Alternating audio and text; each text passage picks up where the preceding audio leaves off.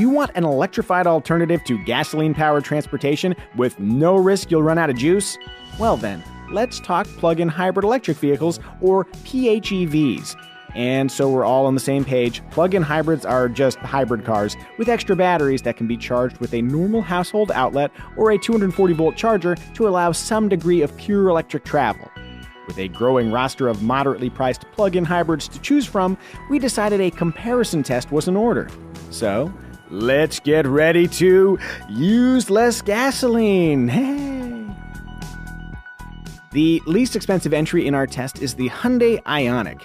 Its value-rich position is reinforced by a $4,500 federal tax credit and Hyundai's 10-year, 100,000-mile powertrain warranty.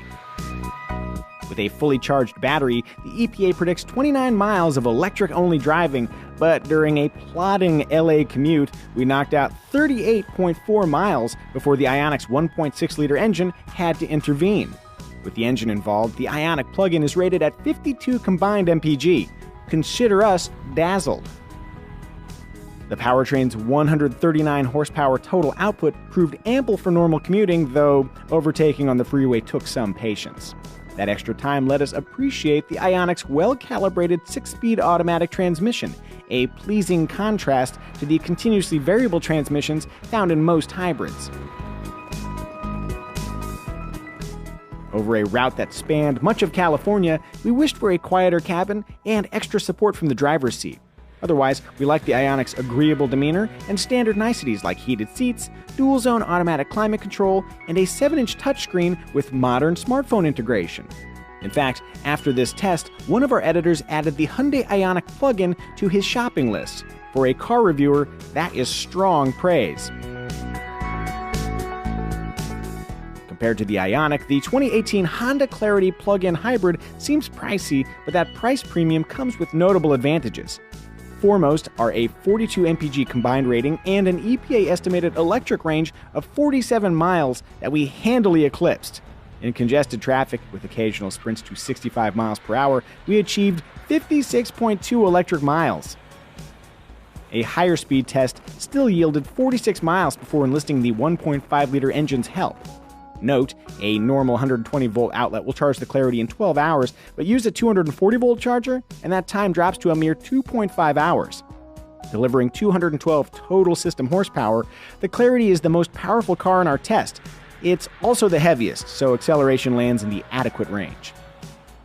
For tinkerers, there are multiple drive modes that favor gasoline or electric propulsion, along with driver-selectable regenerative braking intensities. Speaking of, the regenerative brakes in hybrid cars often feel unnatural. Not so in the Clarity, whose mostly normal brake feel was the best of the bunch. That sense of normalcy permeates all aspects of the Clarity, from its refined driving manners to its comfortable, nicely outfitted 5-passenger cabin. While the priciest entry in our test, the 2018 Clarity's premium is somewhat offset by a $7,500 federal tax credit. It's also a Honda, which bodes well for reliability and resale values over the long haul. In our estimation, the Clarity isn't just superbly efficient, it's the closest thing in this group to a normal sedan, and we mean that as a big-time compliment.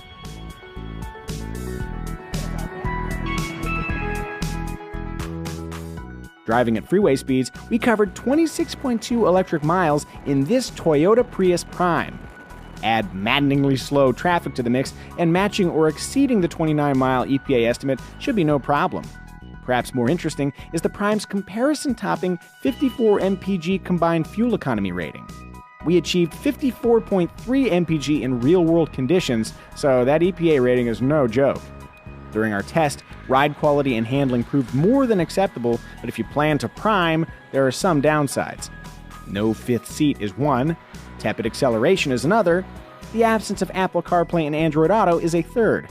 We'll add that the optional 11.6-inch touchscreen looks neat, but it reflects light to the driver's eyes at certain sun angles. Some folks on our team also preferred the more conventional dash layouts found in the Honda and Hyundai.